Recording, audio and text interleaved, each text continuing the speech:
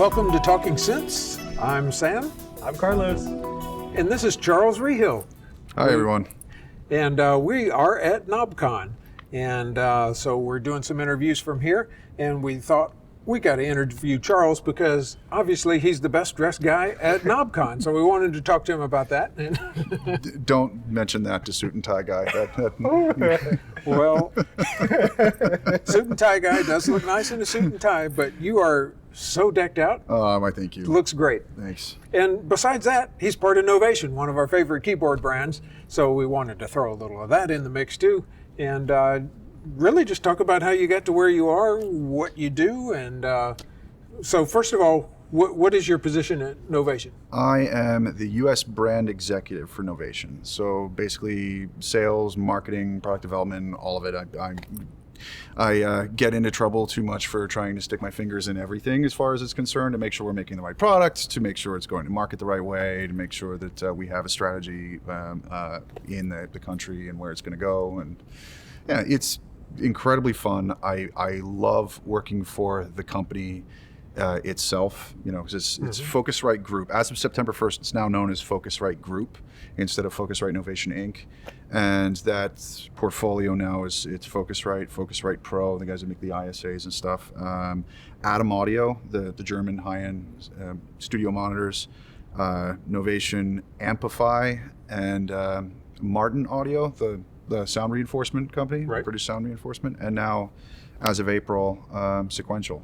So all of them under that one umbrella. So they kind of put it all into one thing now, and we're all kind of on the same time card. That's an impressive portfolio as far as knowledge and history. And Yeah, for sure. And it's a publicly traded company. It's on the London Stock Exchange, so there's accountability at every level. Yeah. You know, there's and I'm really working with a group of incredibly talented, incredibly passionate people. So I feel really, really blessed to be in this position. So how long have you been with the company for? I've been with the company actually since last year. I was unemployed for most of the pandemic and most of lockdown, and it was something we had started a conversation October of 2019 for me joining. And the way that the interviews work now, especially, is like, all right, well, let's talk, and let's talk again next month, and let's talk again. We don't have a position for you right now, but maybe we'll make some down the road.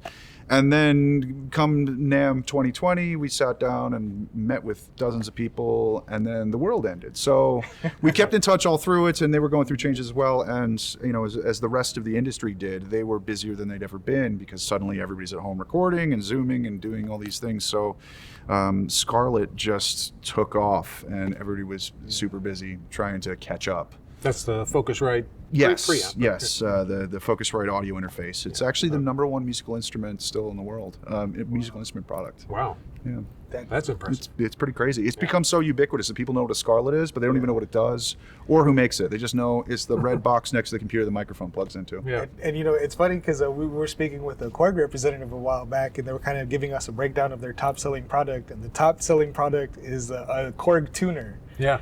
And, Nice. and then, you know, you think about it and like, yeah, I've actually seen lots of those tuners, you know, when you go to music stores, just anywhere and everywhere, and it's such an item that everyone needs. So I could imagine for the Scarlett to be the #1 selling musical item, I mean, that's got to be some really impressive numbers. Yeah. It's crazy, and fortunately, it didn't run into the same issues that you know, a lot of the industry hit, and it hit us too. I mean, it hit Novation and hit Focusrite Pro, but it just so happened that the Scarlett did not use the AKM chip, and you know, just to put context in it, AKM is a Japanese audio chip manufacturer, as I'm sure you're aware.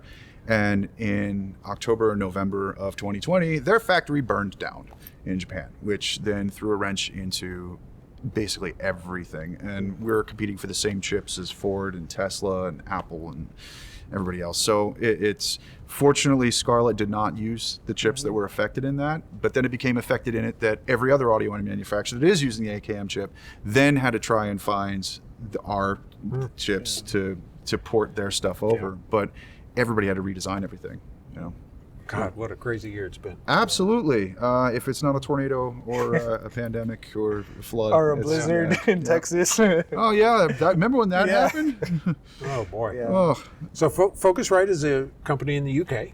Yes. And so you're kind of the top guy in the U.S. of that? For the Novation brand, yes. Okay, In the US. right, yeah. So when would you say your passion for synthesizers and electronic music started? Oh boy. It's kind of always been there. My mother was very into Vangelis when I was small. Wow, that's I've impressive. Albedo 039. I still have even that on vinyl. That listening to that over and over and over again. That makes me jealous in a way. That's so cool. I got really into synth pop in the 80s and stuff. Like my first cassette single was Enjoy the Silence from Depeche Mode, and when I was in high school I was in bands and was playing metal and stuff like that, and I got kicked out of a metal band when I was 17, and I decided, the hell with this, I'm not going to play with other people anymore. I'm just going to go do it myself. Yeah. So I went to become an audio engineer, and I went to college for audio engineering, but just so I had an excuse so I can go work in a studio and I can make my own stuff at night. So I would sit there and help everybody produce hip hop, but then as soon as they'd all leave, my synthesizer was sitting there. My first one was a sequential circuit 6-track, and all the presets were horrible, so I had to actually learn to program on that little number pad with a 2-digit Display? Yeah, and I started writing music that way. And within a couple years, I was my own act, and I got signed, and I toured and stuff like that under the name Lost Signal. And I didn't have a great experience. I mean, like literally, I was talking about this the other day with someone, that I realized that my first European tour got canceled because of 9/11. Oh wow. So I was originally supposed to go out with this band London After Midnight as their support for like 20 countries or something on the German label that I was on, and the whole tour got canceled. Wow. Because of just all the uncertainty of everything and the visas, and the whole world was like, I don't know, what do we do now? Yeah. So And it's kind of odd because we're recording on 9/11. yeah. 20th So anniversary, literally 20 years ago, 20 years ago. my career went in a very different direction. But it was also in the cusp of like nobody was buying music anymore. Everybody was Napster, downloading everything. Yeah, LimeWire, and Kazaa, BearShare. it was, and it was a double-edged sword of everybody going like, "Hey, well, it's going to get you notoriety and exposure," but like, no one was paying for performance fees, and it was really expensive to buy merch and make it, and then you'd have to have it in exactly the right size and stuff for somebody to want to buy it in the first place. And then people would bring up CDRs to sign, like, "Hey, I really like it, but I downloaded and burned it," and like, dude, you're killing me. But I basically ended up broke, and I was 22 years old, and I walked into a Guitar Center in Philadelphia, in Cherry Hill, New Jersey, and I went in to buy a synth. They had a Redsound Darkstar on sale for like $150. It was a special. And I knew Redsound. I knew that they were this British company that made weirdo synths, and I wanted them to hear it. This is And still then that one has the joystick, that's right? the joystick, right? Yeah. Yeah. And I never heard it. This is still in the age of the early days of the internet, where not early days, but there was no YouTube, and there was not an opportunity for you to hear things on the internet. So they didn't have one that I could hear. They were like, basically went in the back, grabbed one, and like threw it at me to go plug it in. And I went into the back and I complained, to the store manager, and he offered me a job on the spot. So 6 months later, I was a district manager for Guitar Center for keyboards and recording. And it was the most fun and the most stressful, because it wasn't a very high paying job. And I spent 2 weeks a month, 2.5 to 3 weeks a month traveling. So I would leave my house in Philly, and I'd drive all the way to Pittsburgh, stopping at every single music store on the way. And then another week I would drive all the way up to Buffalo, and then all the way back, because they have a very weirdly shaped district. And then another week of the month I'd be flying out to some weird part of the country to go open a store, Wow. I would get there when the paint dried, all the gear is there, there's brand new employees, they know nothing. I've got to teach them what an Stairway to oscillator is. heaven. Yes. But it was like having to give a crash course in audio engineering and synths like within a week, because I would get there a week before the store opened, and then I leave the second the store was officially, once they pulled the brown paper off. But what was amazing was that I was able to, since synths were my passion, every time I'd walk into the store, the first thing I would do is look and see what they had used. Like, what did you buy in? Because I had an employee discount, and everybody knew who it was. So I would constantly go through the chain, and I'd find other broken things as well. So like one day I bought an ARP Odyssey, and I bought it for $99 from the Seattle Guitar Center. I mean, they pack and prayed. It was literally just shoved into a cardboard box, and somehow it made it to me. Wow. Wow. But I've got all those crazy random stories of, like bought a Prophet 5 in Buffalo for $500 because it apparently been sitting behind the counter against a wall, not doing anything for months. Do you still have it? I do not, which is what, but it was fun. I actually had to socially engineer it onto the plane on the way home. I'm not kidding. Because I was flying from Philly to Buffalo at that point, and Prophet 5 is a big, heavy box, and my choices were to buy a flight case to fly it home with, and considering I just spent $500 on this thing, and I'm still a broke 23-year-old, or buy a gig bag. So I called the airline, and they gave them the dimensions, and I'm like, oh, it's a hand-wired prototype, it's company property, it's worth $10,000, and just made up as much as I could. And they were just like, oh yeah, no, sure, it should fit. You have my permission, here's my employee number, like it actually fits in the overhead bin, you should be fine. So we got to the airport, my business partner, who was also handling the same district, and I handed him my briefcase so that way that was my carry-on. Yeah. And we put it through the TSA, and the TSA security person that was looking at the screen just stopped the thing, and he's like, what is this? And I'm like, it's the first poly analog synth, really? And he's like, this is just, I've never seen anything like this. I'm like, why? And he turns the screen around, and just looking at it on an X-ray was the coolest thing I've ever seen, because this is still, all the hand Right writers. after 9/11. Yeah. So it was really impressive, and then literally we looked at it and like, that would make a really cool tattoo. So I ended up Do you have doing any? ARP Odyssey Board C on both arms shortly thereafter for that reason.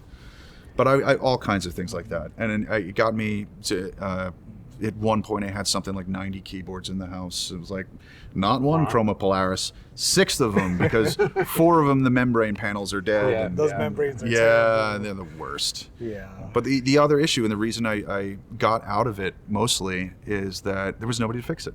Like, guys like you, Sam, were not around at that point, So being in the East Coast, there was 1 or 2 people, and they were both like Phil, I'm blanking on his last name, but he, CMS Services, he used to be in Pennsylvania. Yeah. He used to be in Pennsylvania, but he was backlogged by 2 or 3 years, and he was only working on 2500s, and I was like, well, there's that. There were nobody.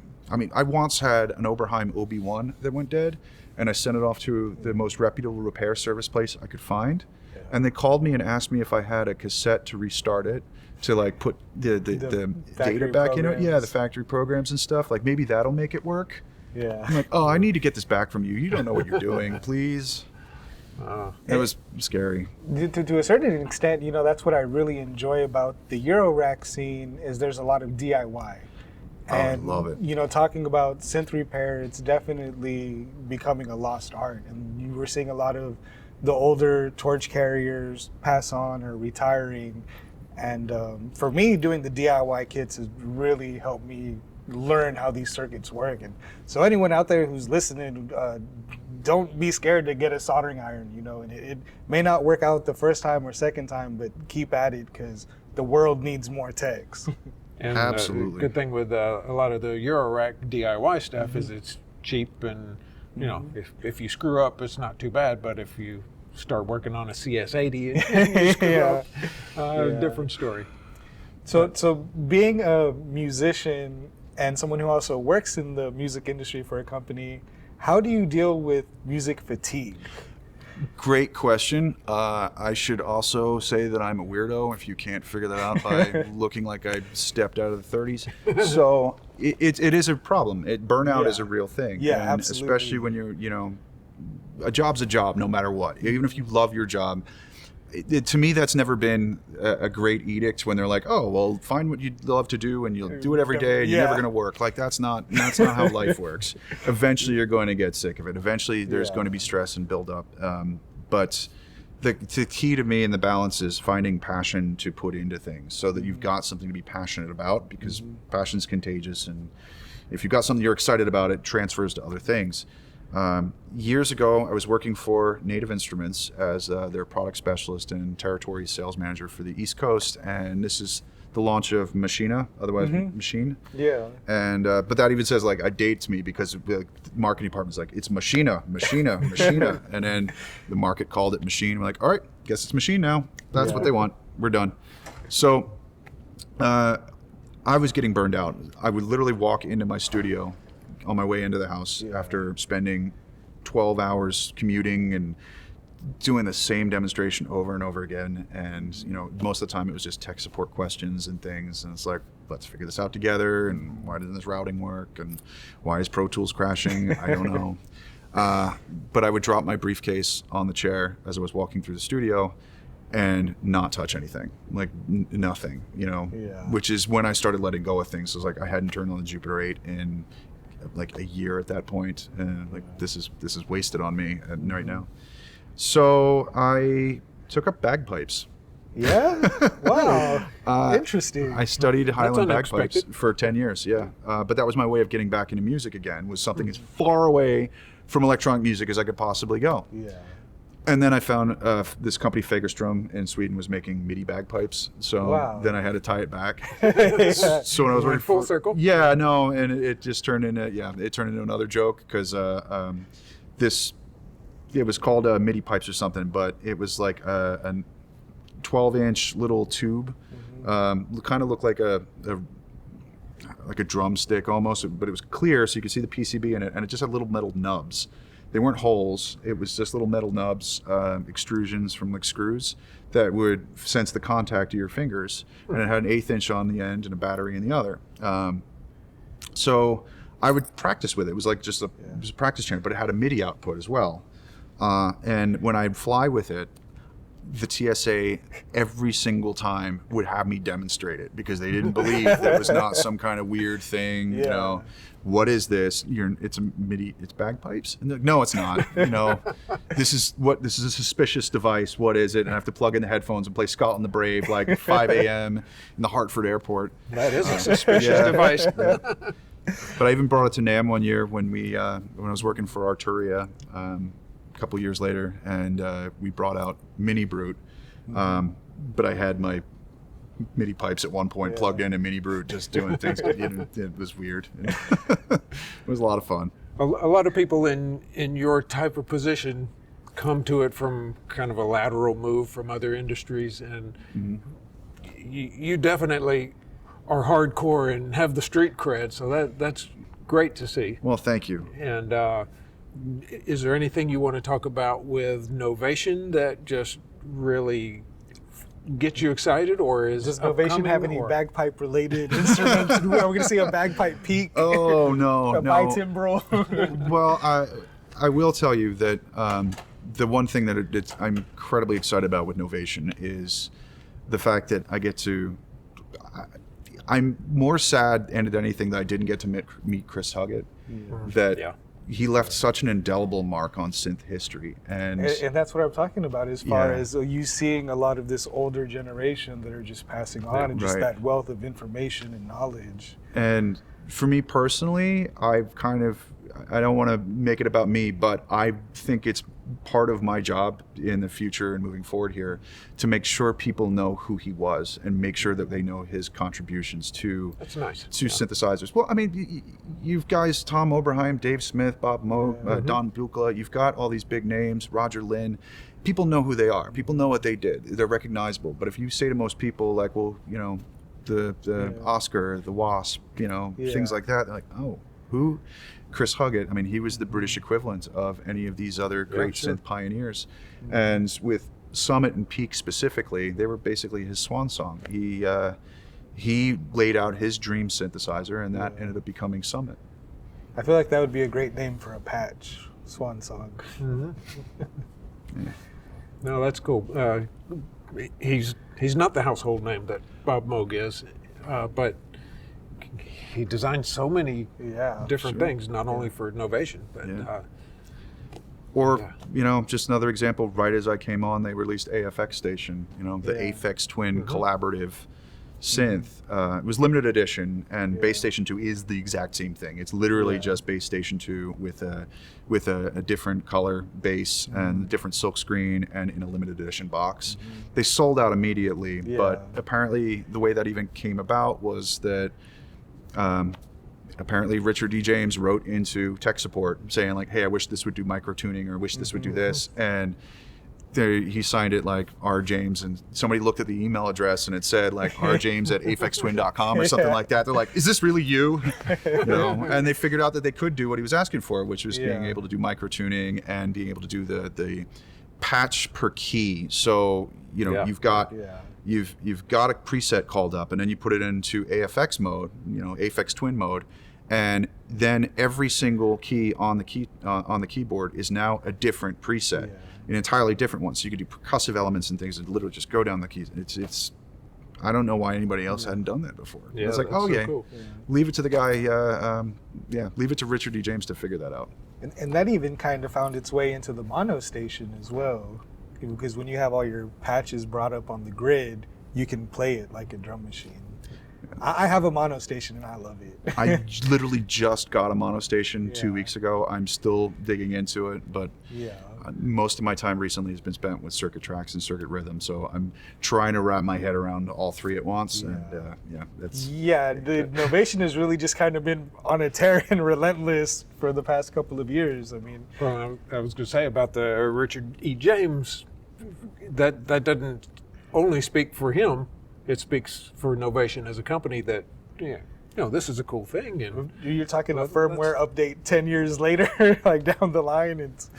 It's such a wild thing to think about. Yeah. Yeah. Well, not just firmware. I mean, kind of the design of the synth and all. And I thought that was so cool for Novation to come out with that. It just seemed like it couldn't possibly. It just felt like, it feels perpetually like Christmas that, I start working for them and they release an Aphex Twin synth.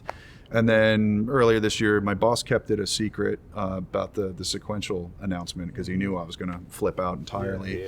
The most embarrassing NAMM experience I ever had was the first time I went to NAMM, and he was there with Dave Smith Instruments, and I was trying to help Guitar Center bring in the Evolver, and I just turned into a total fanboy. Like I straight up embarrassed myself and have to cringe thinking about it. But I'm like, you're him. You're Dave Smith.